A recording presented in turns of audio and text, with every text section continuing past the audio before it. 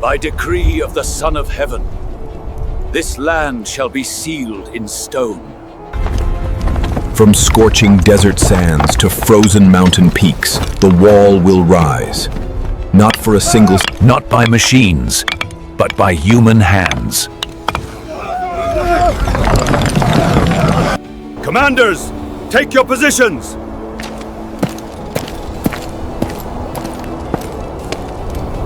Surveyors, mark the ridge. Labor brigades, move!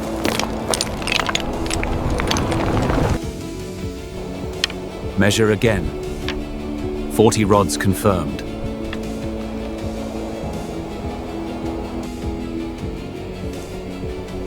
"40 rods confirmed.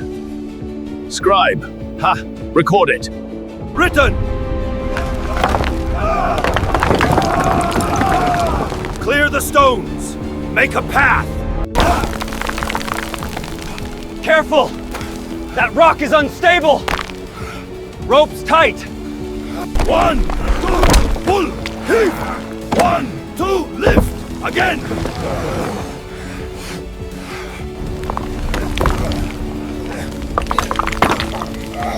The slope is too steep. Then we climb it.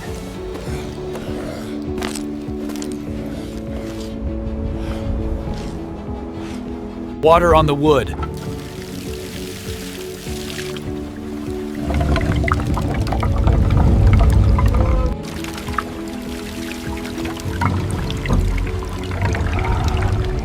It reduces friction.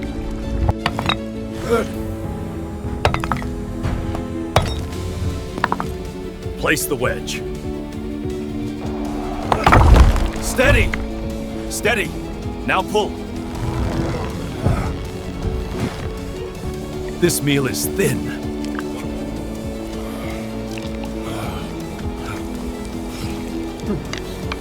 It must last.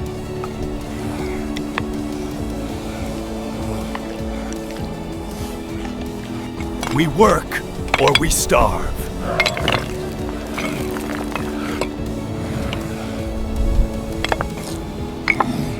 Eat fast! The stones wait!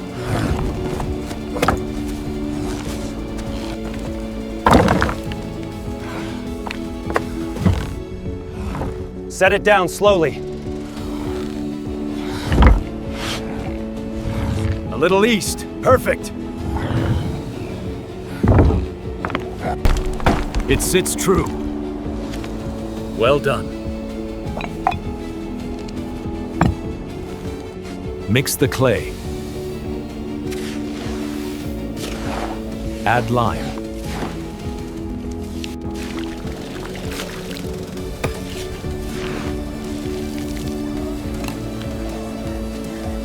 This will bind it stronger than stone.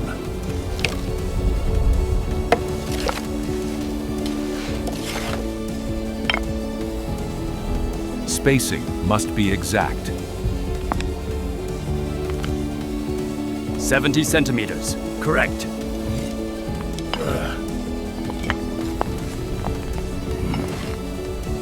Drive the stake! More distressing! Harder! Fire tower ready!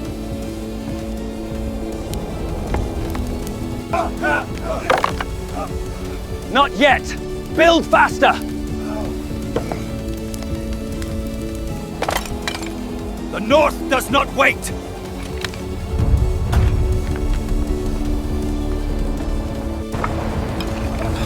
My hands are bleeding. Then let them.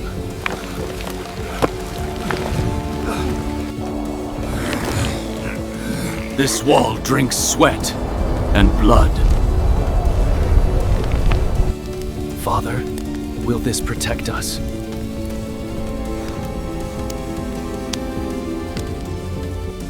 If it stands, yes. And if it falls? Then we rebuild.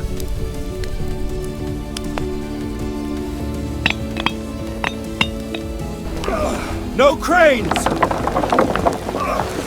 No engines! No mercy in the mountain!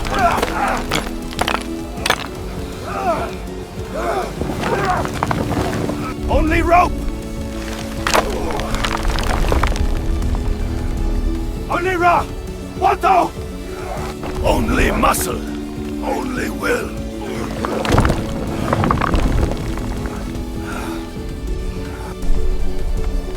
The mountain air was thin, carrying the scent of dust, clay, and sweat. Soldiers and laborers moved like a single organism, each aware of the other's pace, each attuned to the rhythm of the wall's relentless rise. The sun had not yet crested the peaks when the first poles were planted along the ridge. Their alignment was precise, measured to the smallest rod.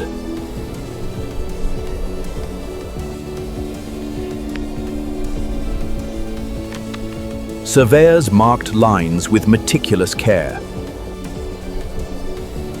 Their eyes scanned the slope with the patience of monks. While surveyors guided every movement, scribes recorded every command, every measurement. As if the wall itself were a sacred text.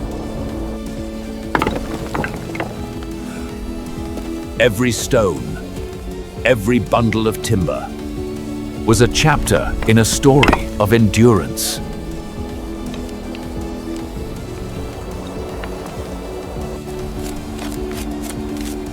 One written not in ink, but in human toil. Ropes hissed as they stretched against the weight of the stones. Wooden sleds groaned under loads that would have crushed any ordinary hand. 1, 2, pull! And again, the granite boulders rose.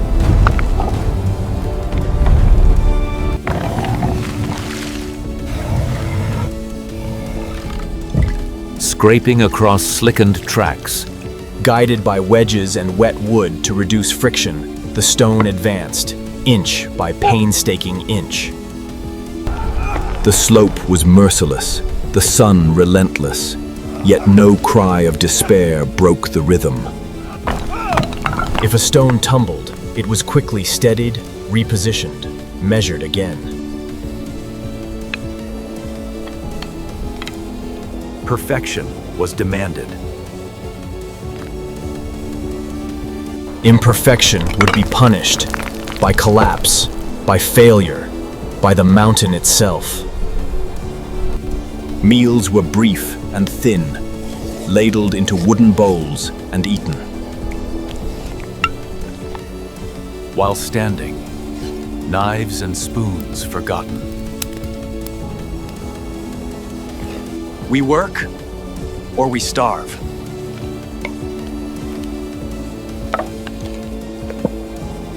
The wall demanded all they had: sweat, blood, muscle, will, and it gave nothing in return. They labored not for coin, not for fame, but for survival. For the faint promise that when the wall was complete, their homes, their villages, might endure the tides of time and conquest.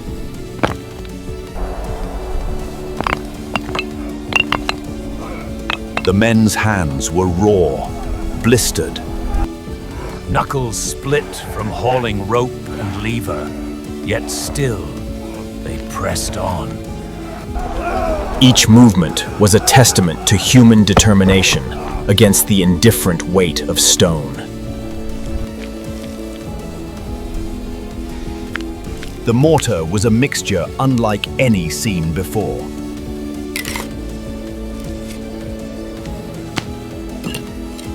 Clay tempered with lime and sticky rice, a strange alchemy that turned into a substance stronger than the rock it held together.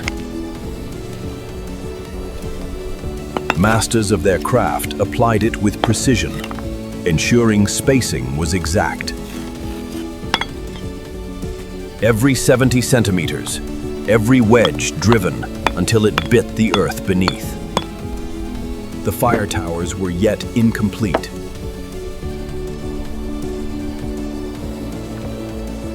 But scouts stationed at precarious peaks watched the horizon for smoke and bandits. Time was the enemy! The North did not wait!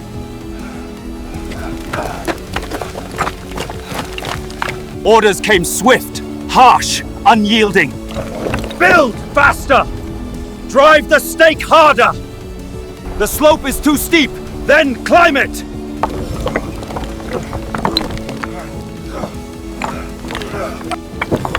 And the laborers obeyed, as if bound by some invisible law.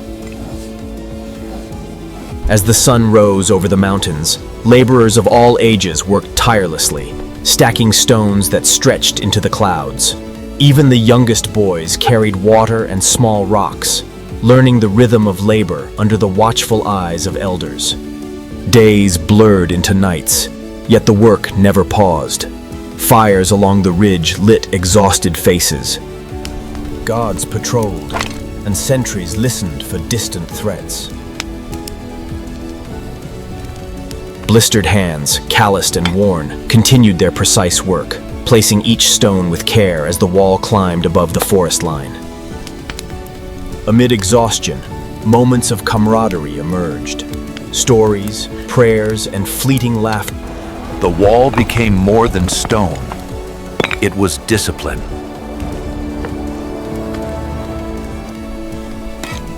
By dusk, the laborers paused to admire their creation. A vast artery of stone winding across mountains and valleys, imperfect yet unbroken.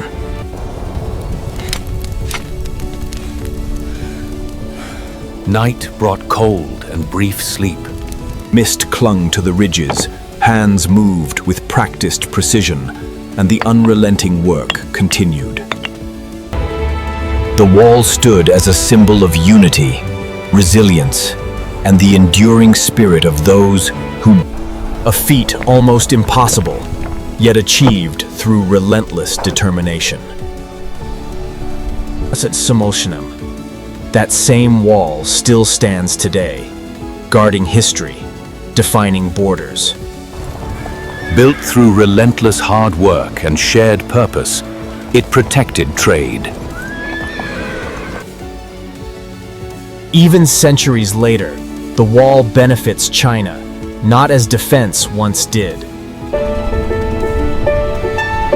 Patience can create something that outlives generations. Sent transcription. The wall is not just stone. It is perseverance, made permanent.